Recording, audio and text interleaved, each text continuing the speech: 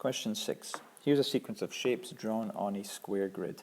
We have our shape number 1 here, shape number 2, shape number 3, so on and so forth. On the grid, draw the shape number 4.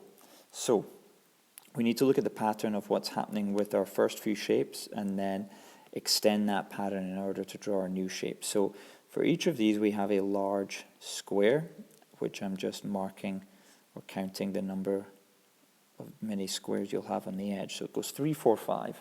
That tells us straight away that our shape here must be 6 wide. Okay. We also have the same thing in terms of heights. So the outer shape, let's say, is a square going 3, 4, 5. So that means that our next shape must also be 6, except this time we're dealing with the height. So that there will give us it. The fact that it's a square means that I can complete the outside of the shape like so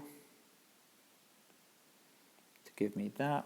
And for every single one of these shapes, we have effectively an O shape that is 1 square thick around the edge. So every single one of these shapes, the outer edge, let's say, or the call it the bit that's shaded in order to make the O, has to be and is only 1 square thick, which means I can fill in these lines in order to keep that pattern going. I could also look at the inside and count the number of squares in the mini square. So we have 1 here, we have 2 there, we have 3 there, we have 4 there, so on and so forth. Many ways of doing it, but basically what we have on the, let me erase all this, what we have on the right hand side there is our shape, and I'll just erase all the numbers for now. Of course we would just make sure we've shaded that in a little bit better than what I've done. And of course we would use a ruler, but that there is our shape for the first one. The table shows the number of shaded squares in the first 3 shapes, so depending on whether or not you have shapes number 1, 2 and 3, the number of squares that have been shaded are 8, 12 and 16 respectively. Part B, complete the table to show the number of shaded squares in shape number 4, which we have here, so we could just technically count them, and also shape number 5, which we do not have here, but there's a pattern that will allow us to figure it out.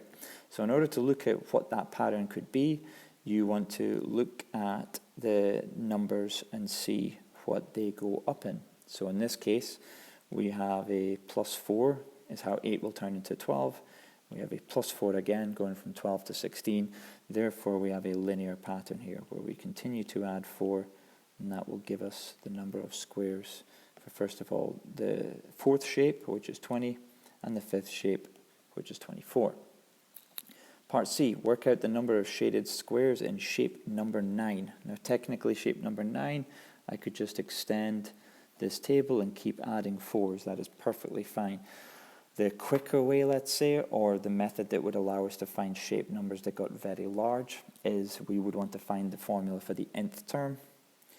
And the nth term will always involve, first of all, a multiple of n that matches these jumps. So because they're all going up in 4s, that's like the 4 times table. So we end up with a 4 times n. So that is the number of the shape number itself. If you times that by 4, that will give you the actual 4 times table, which, if I do that, gives me the following numbers. And then the idea is there is a number, or there is a sum that can happen afterwards that changes all of these numbers that are the actual 4 times table to these numbers, which are like the 4 times table, and how that 4 has turned into 8, how that 8 is turned into 12, 12 into 16, etc., is you have a plus 4. So formula for our nth term is 4n plus 4. And in order to find our number of shaded squares for shape number 9, I'm going to have 4 times 9 plus 4, which gives us 40. Again, for this particular question, you're probably better to just keep adding 4s on the side here. However, I'm showing the method so that if the shape number was particularly large, using the formula for the nth term is the way to go. And there is more to this question. The width of shape number 1 is 3 squares. The width of shape number 2 is 4 squares. Find the width of shape number 8. So technically, you've got a new table that we would create here. So shape number 1 and 2, and the width is 3 and 4. And if you kept going there all the way up to the 8th one, hopefully you'll notice already that these numbers here are 2 bigger than the numbers there, which means 10 would be the number of squares that would be its width. Next part, the width of shape number n is w squares. So that is, if we kept going in our table here and we got up to n, the width is w.